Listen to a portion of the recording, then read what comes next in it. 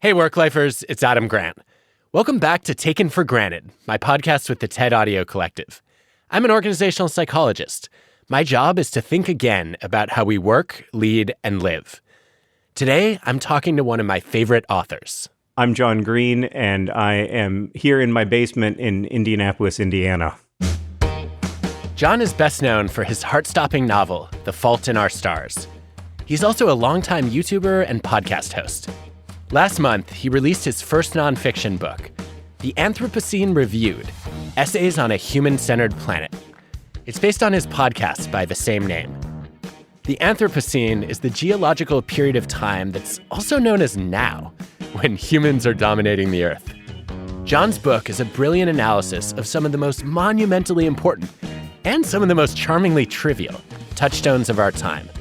He covers topics ranging from the plague and the human capacity for wonder, to office air conditioning and Googling strangers, to Monopoly and penguins of Madagascar. He reviews them all on a 5-star scale. So I couldn't wait to get him to review a few things with me. Is the correct pronunciation the Anthropocene Reviewed? I mean, that's how I say it, but I'm not sure that it's standardized yet. So if you want to kind of stake out new ground, feel free to pronounce it a different way. There's a part of me that wants to call it the Anthropocene. Yeah, or some people say the Anthropocene, but that feels a little pretentious to me. I mean, it's a little bit of a pretentious word to start with, so I try to pronounce it in the most flat, normal way possible. That's perfect. Well, congratulations. I would love to start with how you decided to turn what was originally podcast work into a book and how you got the idea to write a book of reviews effectively. Well, it started out for me with this long period of being really sick. I had this disease called labyrinthitis, and as a result of that, I couldn't open my eyes really for 2 or 3 weeks. And I was just in bed alone with my thoughts, unable to read or play with my kids or do anything else. And I was thinking back to other projects I'd worked on over the years.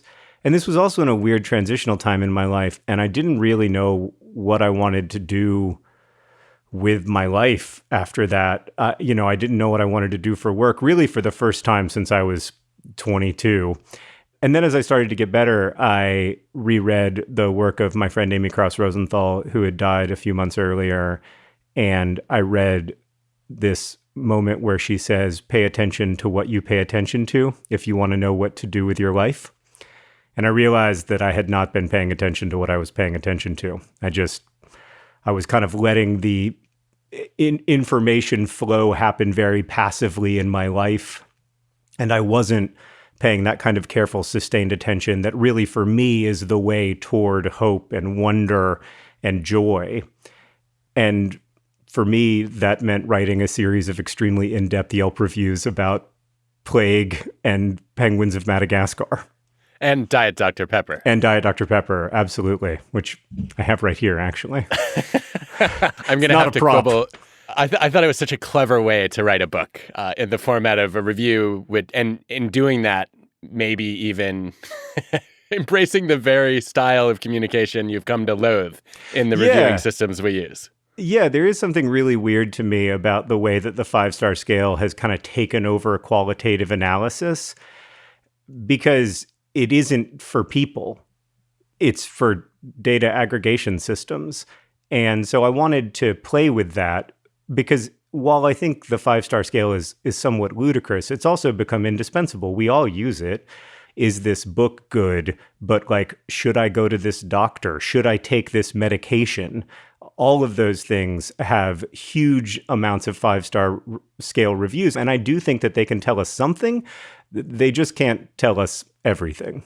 You won me over on that, because originally when you said you didn't like the 5-star system, I thought, well, first of all, I'm a social scientist. I love anything that can be quantified. Right.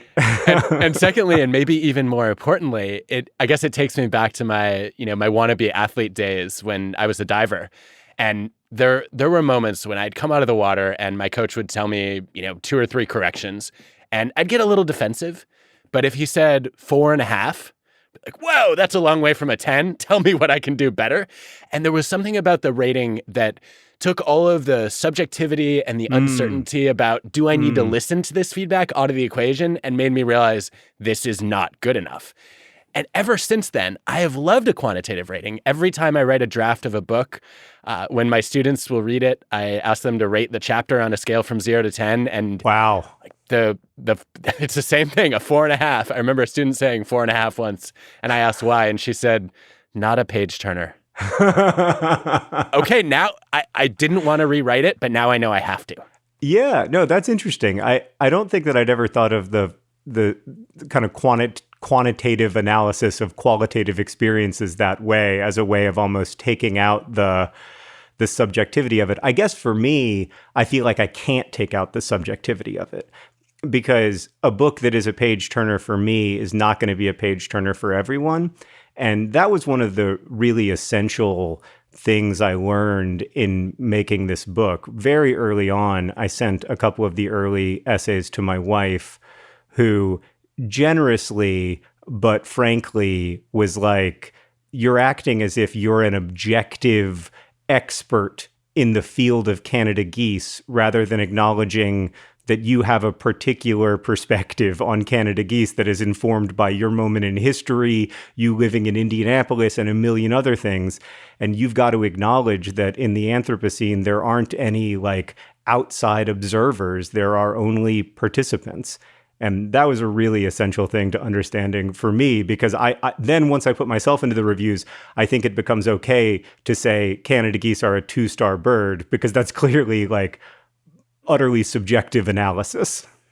Yeah, I thought, I mean, there's so many things that I loved about this book, but that was my favorite scene setting moment was Sarah telling you to write yourself into the book, because it sort of hit me all of a sudden that I don't care about the things you're reviewing, most of them. Yeah, yeah. I care.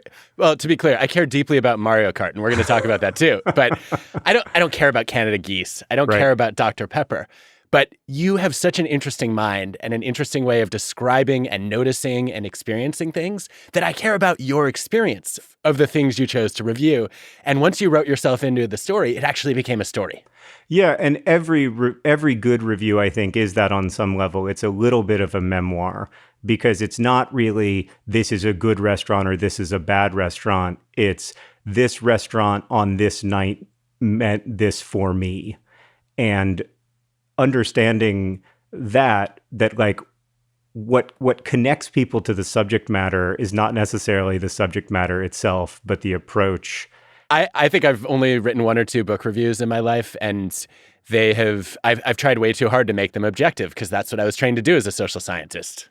When you are in a field that everyone thinks of as subjective, and everybody thinks there is no evidence-based anything in any social science, you have to like constantly defend the reality of data. And so I understand why you would feel like, hey, now there are facts. There is evidence-based something in social science fields. That cuts right to the heart of my soul. So I already want to pick up on several things that you've commented on. Let me start with your dear departed mentor and friend, Amy Krauss Rosenthal. I was stunned when I read her observation that you just mentioned, that you can figure out what motivates you by paying attention to your attention. And I was stunned in part because I had tweeted a couple years ago sort of a random thought that we reveal our goals through our actions, but our values through our attention. And that if you want to figure out what's really important to you, you should just scan what you pay attention to. And then found that I could figure out what I wanted to write my next book about by looking at the themes in my social media posts and noticing the patterns in them. And I'm guessing you're a little bit less systematic and nerdy about it than I am. But how have you gone about paying attention to your attention, and what did it reveal to you? The thing that I had to initially understand is that on some level, attention is my main resource. It's my central resource. It's most of what I do in the world is pay attention and respond attentively or not. And understanding that made me start to think, well, if I paid a certain kind of attention to anything, could it be rewarding? Like, what if I, instead of like kind of in the background watching this movie with my kids, while on my phone and not really engaging with it? What if I tried to take this 2014 animated film Penguins of Madagascar really quite seriously? Is there anything there for me? And it turns out there is. And so one of the takeaways of writing the book for me was that in the end, what you pay attention to matters, but maybe what matters most is the kind of attention you pay. And if you pay that kind of careful, sustained attention, almost everything becomes a potential site of real intellectual and emotional reward. It does, which I guess leads me to my first quibble with one of your reviews. Oh, great. I'm excited because one of my favorite things in work life is how generously you disagree with your guests. I've never been told I disagree generously before. Well, it's just like, it's so hard to disagree with people in a way that like makes space for them and is empathetic toward them. Like that's one of the big problems we have on the internet, but also I think in like larger public discourse. So I'm excited. I'm ready. Well, thank you. Our capacity for wonder as human beings. You gave us 3.5 stars. Yeah, that was a mistake. Wait, what happened? No, I mean, John, the whole book, it's almost an ode to our capacity for wonder. You even challenged the Fitzgerald claim in The Great Gatsby that we had reached the limits of our capacity for wonder. Isn't our capacity for wonder limitless? I'll tell you what happened. I got stuck between two ideas, which was that the way that Fitzgerald writes about our capacity for wonder in The Great Gatsby, I think, is 3.5 stars.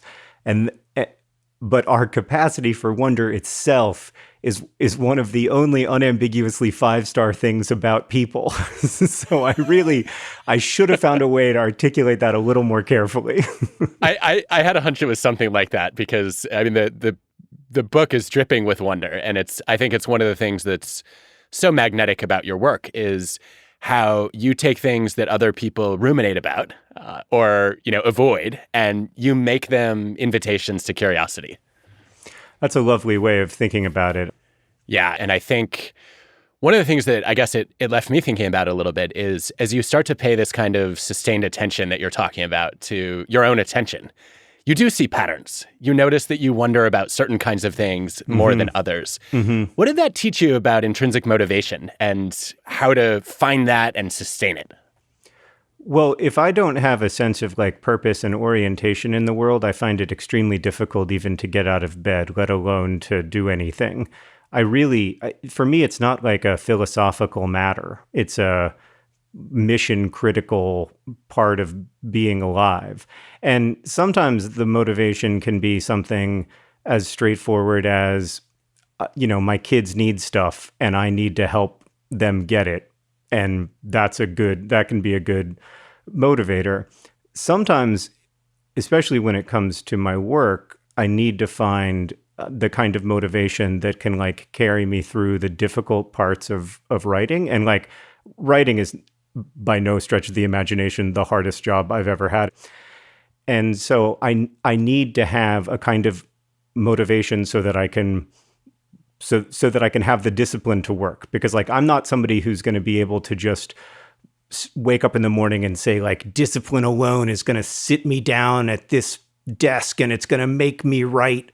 I have to have another motivation. And for me, this motivation, especially with this book, was trying to reach out, trying to find points of connection with other people. And so that desire for connection, especially starting around March 13th, 2020, became so profound for me that it was a great source of motivation.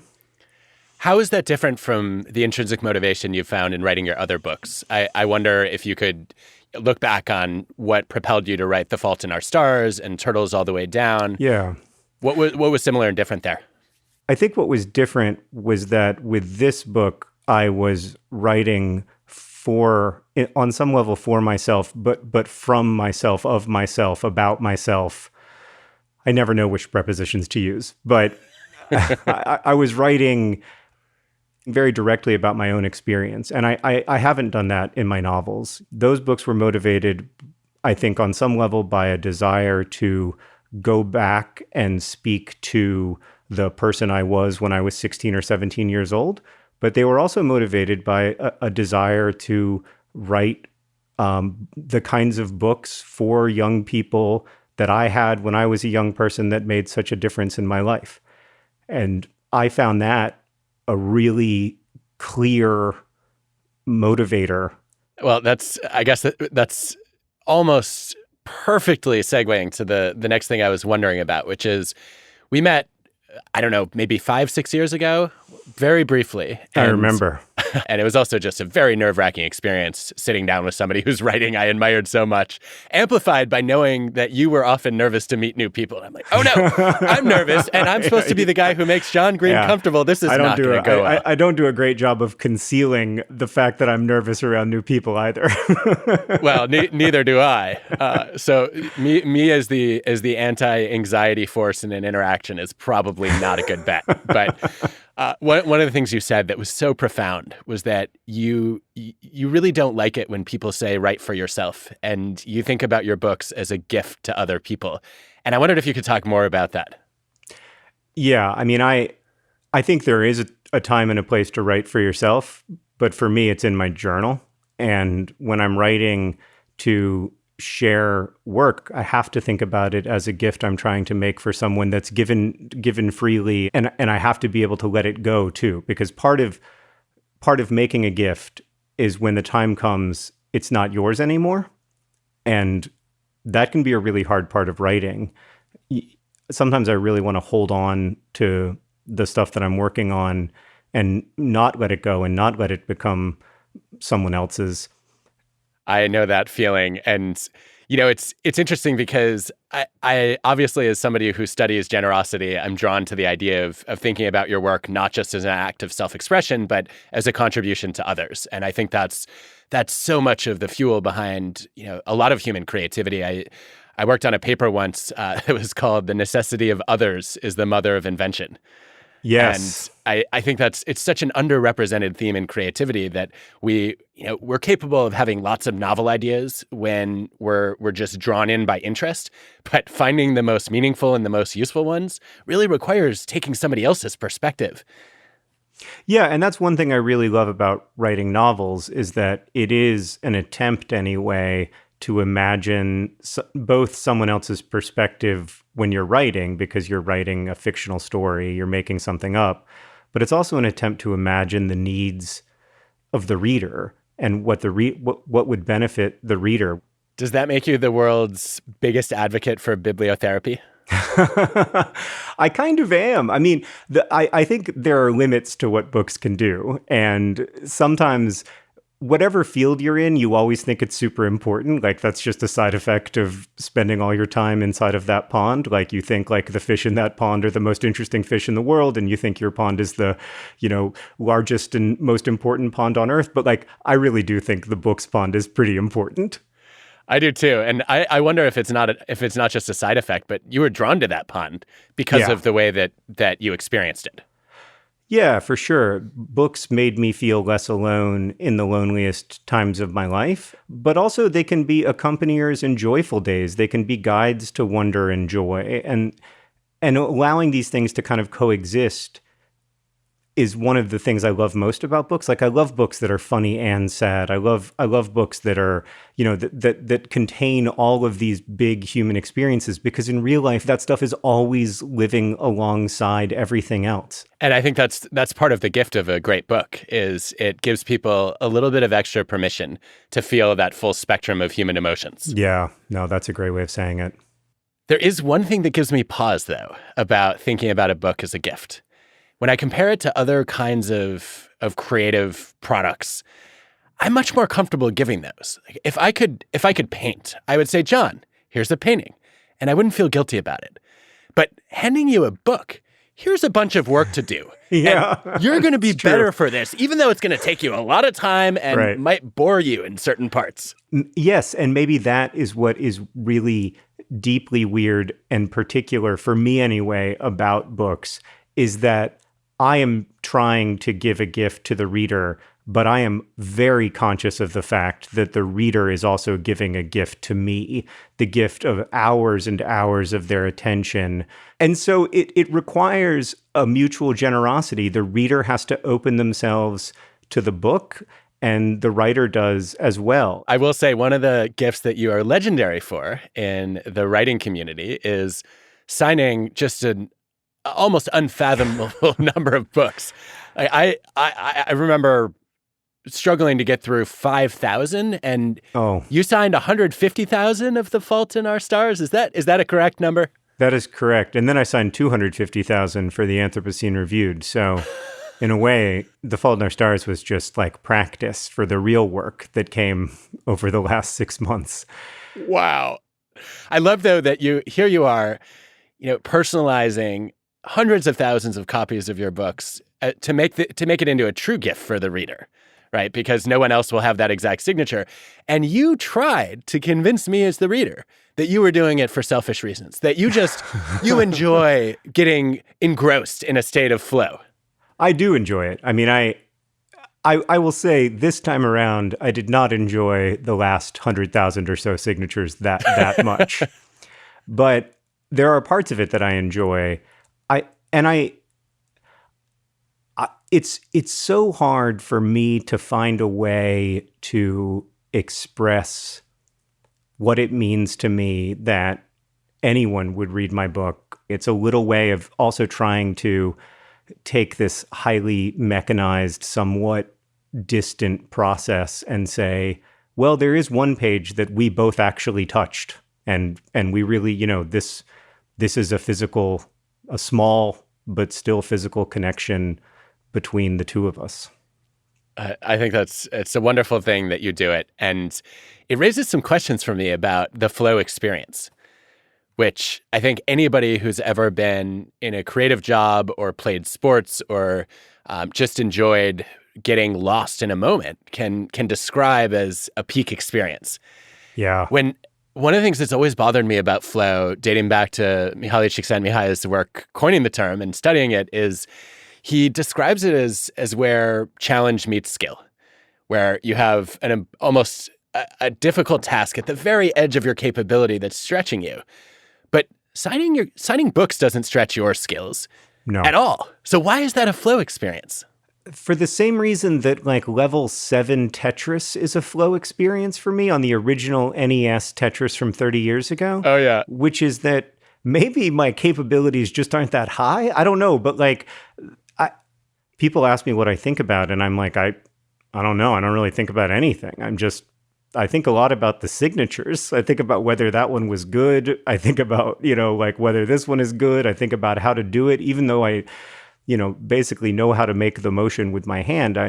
Those are the things I'm thinking about in the same way that when I play Tetris, I'm thinking about how to fit the blocks together.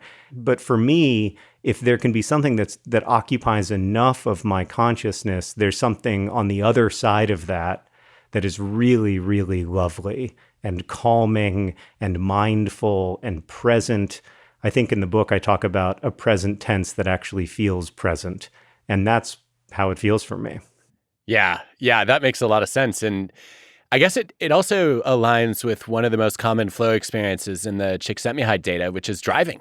Yes. Also not at the very edge of most people's capabilities, but to your point, requires enough attention that you probably shouldn't be doing anything else. Right. Yeah, you should not be on your phone at the same time. And it's the same thing with signing. Like, it requires enough attention for me that I am just there. That feeling that you have when you're driving, where like long stretches of time pass, but it doesn't feel like they passed, or like many miles passed, but you don't know how they passed, is so lovely and weird and particular.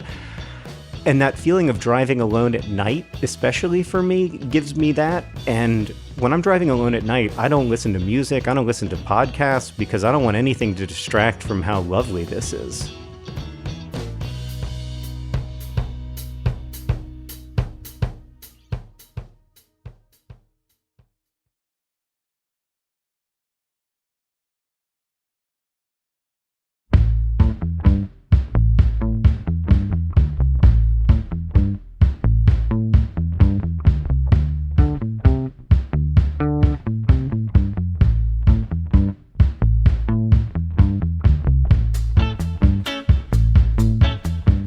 Welcome back to Taken for Granted and my conversation with John Green.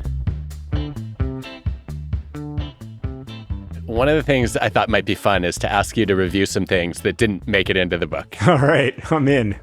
So one of the things that's obviously been defining for a lot of people's past year of their Anthropocene has been remote work. How would you review remote work?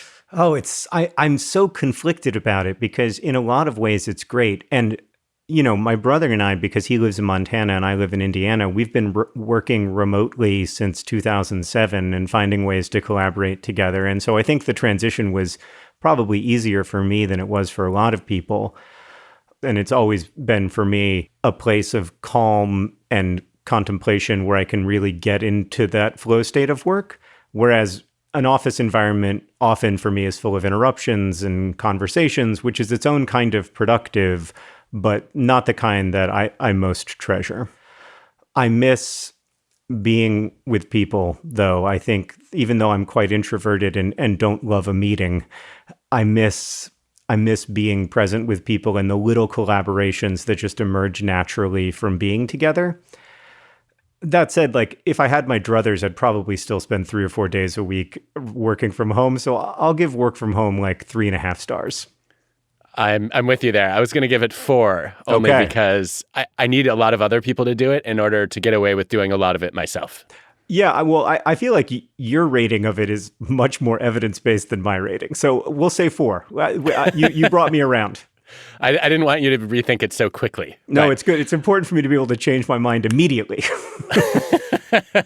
I will say there was a meta-analysis even long pre-pandemic that said as long as we're in the office half the week, that we get more productivity and satisfaction, and there's not a real cost to relationships. And that made a ton of sense to me. I like this idea that's emerging in a lot of workplaces now, that we're going to go to the office to collaborate, but we can stay home to work.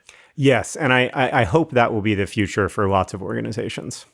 Same. Okay, next thing I want to ask you to review is therapy. Oh, I mean, for me, therapy is a 5-star experience. It's hard for me to imagine what my life would be like without therapy. I have fairly severe obsessive compulsive disorder and have had periods of major depression in my life. And the tools and techniques of cognitive behavioral therapy have made as big a difference for me probably as medication. And between the two of them, they are the reason why I'm able to have a healthy and productive life while also living with mental illness. On that note, how would you review OCD itself? Sarah and I were talking about this recently, and she was like, I wouldn't want you to be anyone other than you. And, I wouldn't want you to not have OCD. And I was like, I would like to not have OCD. I'm also just really suspicious of attempts to, find the superpower in mental illness or find the upside in it. For me, it's just a chronic health problem that I have to live with and try to manage and treat as I would any other health problem. So, I mean, it's a 1-star thing for me. I don't really see a lot of upside to it. 1 star, unfortunately. Yeah, it's a 1-star thing. That's fair. I obviously can't object to that. I think one of the things you have done, though, with your work is you've helped a lot of people understand what that experience is like. And I guess that goes to one of the other things I wanted to ask you to review, which is adults reading young adult novels. 4 stars. I think it's great. I mean, I'm biased, obviously. I think one of the reasons we tend, even as adults, to be drawn to stories of adolescence is because so many things that are still happening to us now happen to us for the first time as teenagers. And so whether that's dealing with falling in love or dealing with grappling with grief or asking big questions about meaning and suffering, adolescence can be an interesting kind of time of life to approach those questions through because there's such an intensity to that first experience of it. I've never understood until you just explained that why I'm so drawn to young adult novels, even as an adult, because you're right. It's a portal for understanding experiences we're still having that were much more, that we imprinted on, that were so much more formative when we had them at that age. Yeah. And, the second time you fall in love is great. And in some ways it's better because you have a little bit of context. But the first time you fall in love, you really do feel like nobody has ever experienced anything like this in all of human history. And that makes it fun to write about. I think it also makes it fun to read about. And then, since you've listened to Work Life, I have to ask you to review my podcast. Oh, I think it's a 5-star podcast. I find this podcast super helpful for understanding my own work life, but also for understanding the work life of the teams of people we work with. That is a huge honor. Your episode on burnout came at a very fortuitous time in my life when I was experiencing a lot of burnout, but also didn't understand, one, that I was experiencing burnout, and two, why I was experiencing it. And understanding that it isn't just about how much work you're doing was really important for me. Understanding that if I have a sense of daily progress and a sense of small wins, work becomes much easier and more fun. And then when I have a sense of orientation and purpose, work doesn't feel so overwhelming to me. And so that was probably the biggest thing that I use all the time. When I start to feel that way, I can tell myself, okay, well, what are some small wins? Or are you venturing away from a feeling of purpose in your work? And maybe that's why you're feeling burnt out. I think, of course, there are lots of other causes of burnout and lots of other treatments for it that were discussed in that episode. But that's what resonated really deeply with me. And it was kind of like a magic pill. Not to overstate it or anything. Well, as a native Midwesterner, I have to say I like the Indianapolis flavor of this review. It's very kind and warm, but I also imagine there's some ideas you've disagreed with or wanted to challenge a little bit. Is there anything that jumped out at you where you said, no, you got this wrong, or I have a different take on this?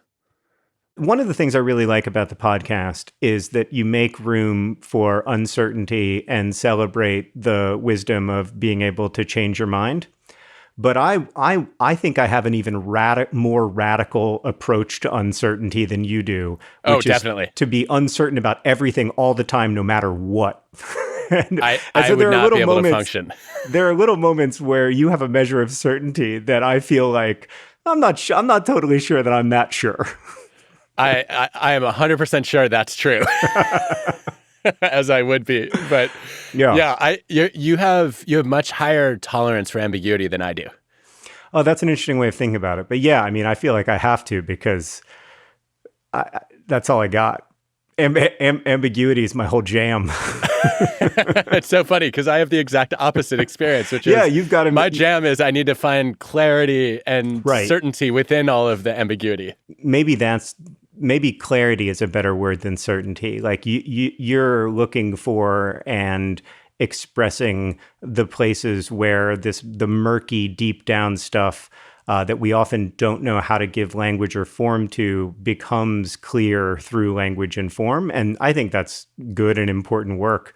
I just sometimes like it to stay murky and formless.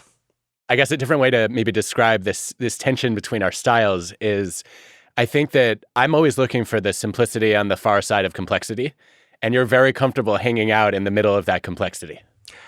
That's great. Well, then we're going to have to quote Oliver Wendell Holmes. I think it's the source. I can't believe neither of us has quoted anyone to this point. Oh, yeah. That's impressive. I've been resisting the temptation multiple times. I'm sure you've also suppressed that instinct. I do love a quote. That's something I really like about your work. You also love a quote. I have been collecting quotes since I was a little kid. And it's weird because I don't know how you feel about it, but I'm at once really ravenous for quotes that can help crystallize different parts of experience for me, but at the same time, a little bit suspicious of them because a lot of times my favorite passages in literature are deeply contextual, like they depend so much on the sentence that came before and the sentence that comes after. But I do love a good pull quote. Absolutely. Well, when you talk about this being a practice dating back to your childhood, it makes me think about something you wrote about that at first tripped me up and then got me thinking for a good 2 days. The quote that just jumped out at me was, you wrote about, I think it's intense longing for the you to whom you can never return. Yeah. And my first reaction was, well, why? Why do you want to go back to a former version of yourself? Aren't you a better version of yourself now? I think I am. I'm in most ways. I hope so anyway. But I also think that there are times when I look back on them when I felt a kind of like safety or security, a deep sense of home that I maybe don't feel now because circumstances have changed. I'm in a different place in my life.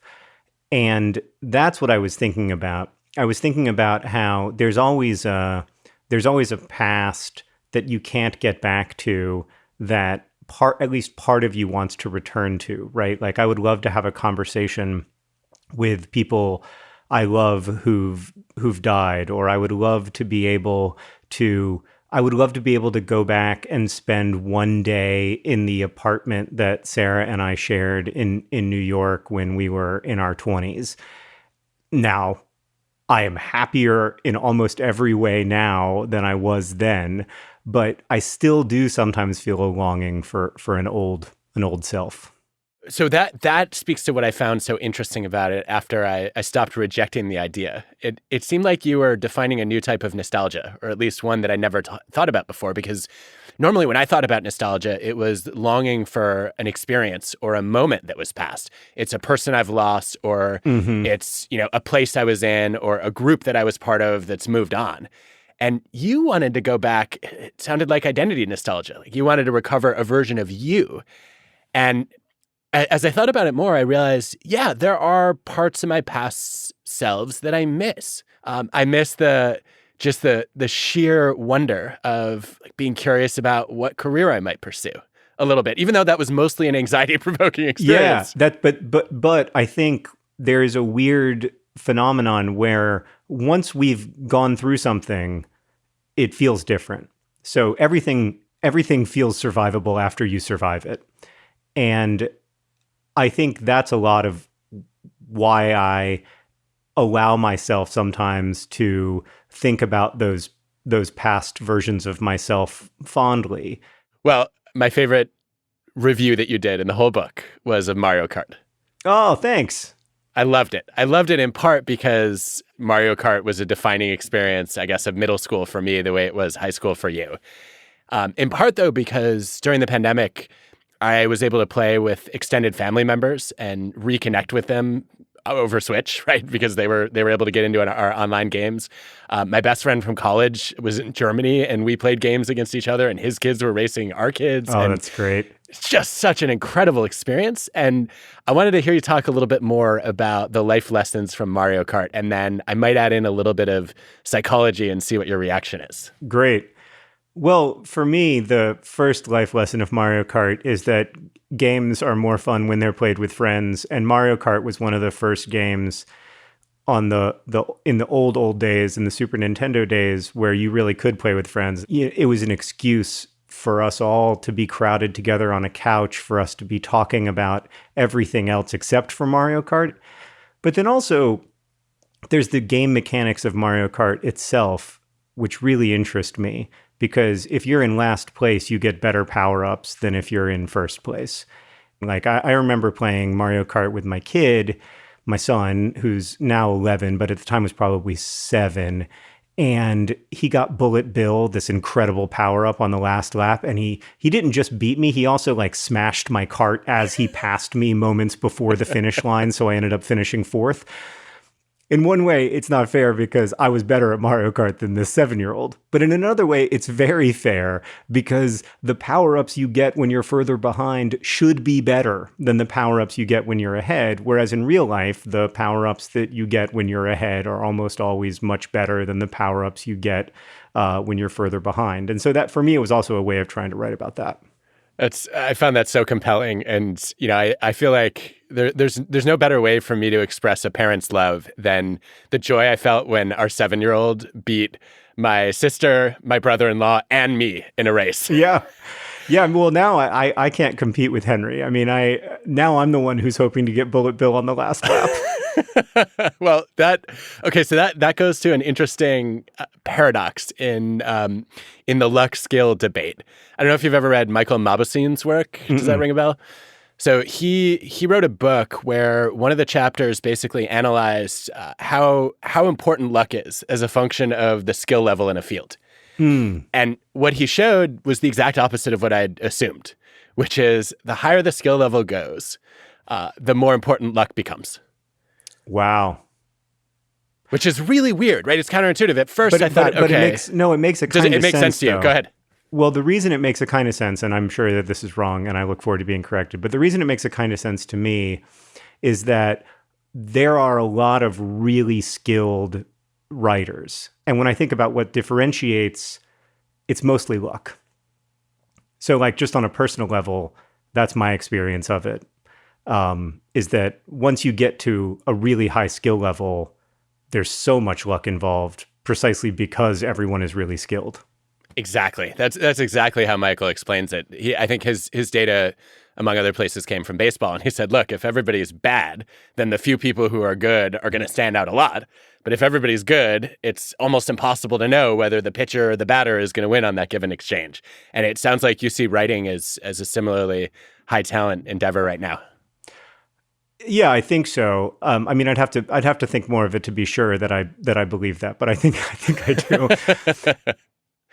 Okay, another related topic that I wanted to ask you about. You, in two different sections of the book, you said things that surprised me. At one point, you said you need a vice. You feel like you need to have a vice in your life. I think that might be Diet Dr. Pepper. Yeah. And then the other is you said you always wished for a nemesis. And with both of these, I thought, why? Like, most people don't go looking for vices and nemesis. They're stuck with them, and they're trying to escape them. Well, I think with the vice, I don't know where it comes from, but when I was in my teens and 20s, I smoked cigarettes compulsively. And for me, like the pleasure of cigarettes was in the kind of compulsive cycle of it, the buildup of the need and the desire, and then like the pleasure of giving in to that need and desire became a really kind of vicious cycle for me. And so I've managed to pull mostly out of that, but I do still drink Diet Dr. Pepper, which feels a little bit like a vice to me. As far as the nemesis, you don't want a nemesis? I mean, I feel like everybody wants a nemesis. It's great. Like I remember when I was younger in my writing career, a few of my writing friends would have writers that they felt like a real deep kind of rivalry with. And I would always think that was kind of cool and sort of wish that I had a writer who I felt this weird mix of admiration and jealousy toward. But I never really did. And I never really felt like I had a nemesis until relatively recently when I began gardening and I developed a deep nemesisical, to coin a term, relationship with this groundhog that lives underneath my hose shed. In fact, Adam, just this morning, I was in the garden and the groundhog, it's just starting to like wake up and stretch itself. And I was in the garden and it ambled into the garden. And I was like, you have to respect when I'm here. You can't be eating seeds while I'm here. You have to wait until I leave. And therein lies the difference between a friendly rival and a nemesis. I want the former, not the latter. Okay, maybe that's what I need. I need a friendly rival. Well, let's talk about the opposite kind of relationship that you have with your community of readers and viewers and listeners. They're called nerd fighters, right? Mm-hmm. Yeah. They're obviously, beloved fans, but they also seem to inform your creative process. And I'd love to hear more about how you interact with them and how they end up influencing your work. They influence my work in such profound ways. When I was writing The Fault in Our Stars, I would do these live shows where I would read stuff that I was writing as I was writing it. And I'd never done anything like that before. This was over 10 years ago now. And initially, I thought, well, this is going to be terrible because people are going to be seeing stuff that isn't done and it's going to be embarrassing. But instead, what happened is that if I could make myself open in that moment to being like, I don't know if this is working. Like, I'm reading it out loud partly to try to figure out if it's working. And it was when I was writing The Fault in Our Stars that I realized I didn't actually have to be alone with the story in quite the way that I'd always thought I did. And ever since then, I've done that. And it's a deep really important community for a lot of people. And I'm one of them. Like it's impossible for me to imagine my professional or my personal life without that community, but also without their pushback, without their, helping us to reframe and rethink things that we thought we knew and helping us to expand the way that we think about work and our set of obligations and responsibilities to each other. It's important to me in every way. John, on the subject of rethinking, one of the things that I've been thinking a lot about is this problem of escalation of commitment to a losing course of action, where you have something that's failing and you can't let go of it and you persist with it anyway. You had an example of this that I had no idea. You spent almost a year writing a novel about high schoolers stranded on a desert island. Oh, yeah, my desert island book. Oh, man. I spent almost a year on it, and I really tried hard to make it work. And I just got to a point where I was like, I don't know what's working or not working in this story. And I have a strategy for that moment, which is that I put it away for 2 weeks and I just work on other stuff. And then after 2 weeks, I reread it. And I've done that with a lot of different stories over the years. And when I reread this desert island novel, I realized that there was just nothing in it. There was no heart. There was nothing. The only sentence I ended up saving is this sentence, "It was kind of a beautiful day," which I did really like. And I put that in The Fault in Our Stars. And the rest of that book, I guess I wrote for those words. Well, I guess I had a couple of reactions to it. The first one is your technique builds so perfectly on what we explored in our episode on rethinking bad decisions, where we said, look, you need an outside view, you need an independent perspective to help you figure out if this is any good. And by giving yourself that 2-week window, you're essentially detaching yourself and internalizing the outside view. Yeah, exactly. And then you can see it as other people would see it. And that's when I was like, oh, this just isn't working.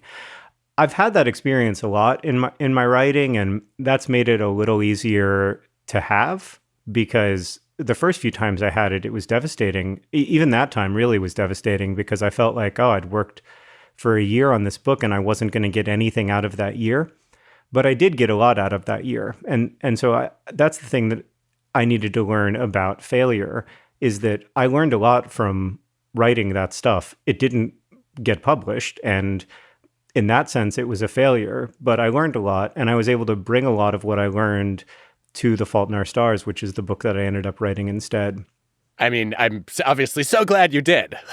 Yeah, me too. I'm really glad that I didn't publish the Desert Island novel, and I'm glad that I wrote The Fault in Our Stars. But The Fault in Our Stars had also been a book that I'd tried to write many times, starting in like 2000 or 2001 when I was only 23 or 24.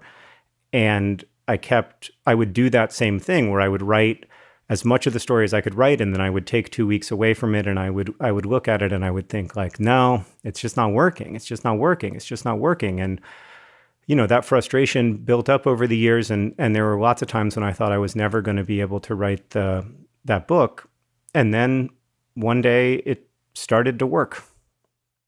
Well, the other thing I thought was amazing about this example is I've had a pet peeve as long as I can remember when editors tell me, you have to kill your darlings. Yeah. And my reaction has always been, darlings are why you write.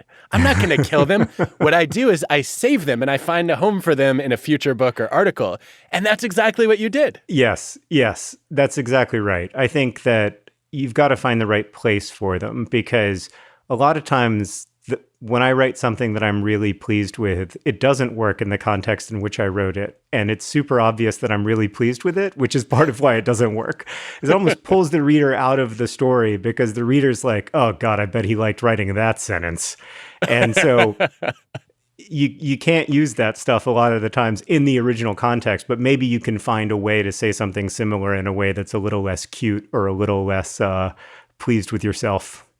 Yeah, what's the line from the great philosophers in South Park that you'd get caught in a cloud of smug, the perfect storm of self-satisfaction? Yeah. Very distracting. Yeah, that's I think what editors mean when they say kill your darlings is like try to eliminate your smug. That's exactly right. One of the things that you wrote about in the beginning of the book that, just hit me like a ton of bricks is you observed that we're simultaneously too powerful and not powerful enough. And I thought that is the human condition in one sentence. And I wondered if you could talk about your personal experience of that, because on the one hand, you have written books that millions and millions and millions of people have responded so powerfully to. And yet, as you put it, you can't even get your kids to eat breakfast. I can't. I mean, I couldn't get them to eat breakfast this morning. It was a significant source of tension this morning. It's very strange to me that so many people have read my books. It's very hard for me to put that in context or understand what it means or make any sense of it. But I'm aware of the fact that,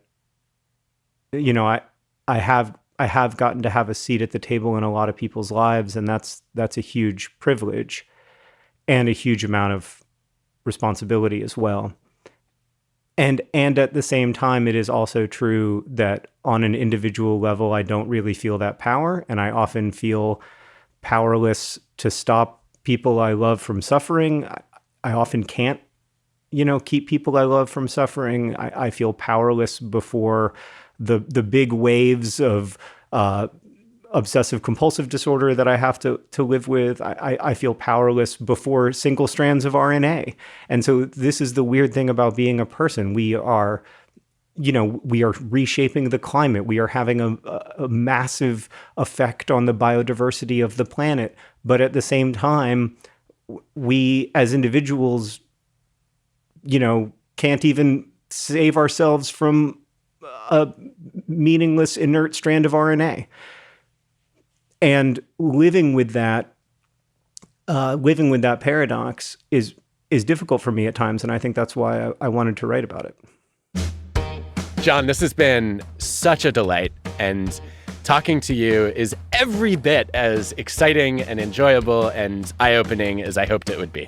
Oh, thank you so much, Adam. It's really great to be with you and have a chance to talk with you. I'm a big fan of your work, so this is really cool. Taken for Granted is part of the TED Audio Collective. The show is hosted by me, Adam Grant, and is produced by TED with Transmitter Media. Our team includes Colin Helms, Greta Cohn, Dan O'Donnell, Joanne DeLuna, Grace Rubenstein, Michelle Quint, Banban Chang, and Anna Phelan.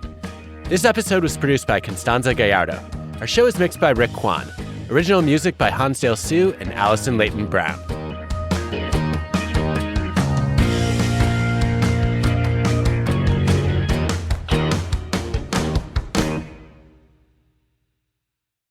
I feel like about every third sentence you write, I think either, I wish I wrote that, or, oh my God, he's been living in my head. How does he know I feel this way? That is my favorite thing about books, actually, is those moments when it feels like the writer knows something about you that you've never told anyone, and you get to commingle these deep, really abstract, hard to fathom experiences and feelings with a writer. That's what I love about reading. So if my book could be that for you, I'm super grateful.